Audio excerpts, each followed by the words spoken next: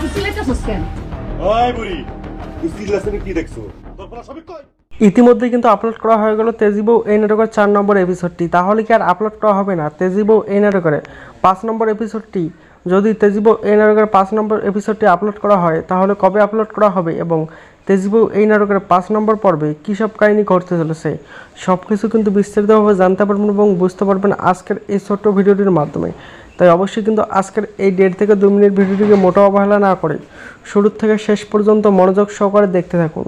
তাহলেই কিন্তু আপনারা সব কিছু A to Z জানতে পারবেন এবং বুঝতে পারবেন কবে আপলোড করা হবে তেজিবউ এই নাটকের 5 নম্বর এপিসোডটি এবং তেজিবউ এই নাটকের 5 নম্বর এপিসোডে কী সব কাহিনী ঘটতে চলেছে তা জানিয়ে দেওয়ার আগে আপনাদের কাছে ছোট্ট একটি রিকোয়েস্ট, যারা যারা এখনও পর্যন্ত আমাদের এই ছোট্ট ইউটিউব চ্যানেলটিকে সাবস্ক্রাইব করেননি অবশ্যই চ্যানেলটিকে সাবস্ক্রাইব করে পাশে থাকা বেল নোটিফিকেশনটি অল করে দেবেন, কারণ আমরা কিন্তু প্রতিনিয়ত এই রকমের নাটকের আপডেটগুলি কিন্তু এই চ্যানেলে আপলোড করি।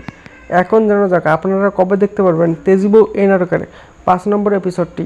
আপনারা কিন্তু তেজিবউ এই নাটকের 5 নম্বর এপিসোডটি দেখতে পারবেন না, কারণ তেজিবউ এই নাটকটি কিন্তু 4 নম্বর পর্বেই শেষ করে দেওয়া হলো।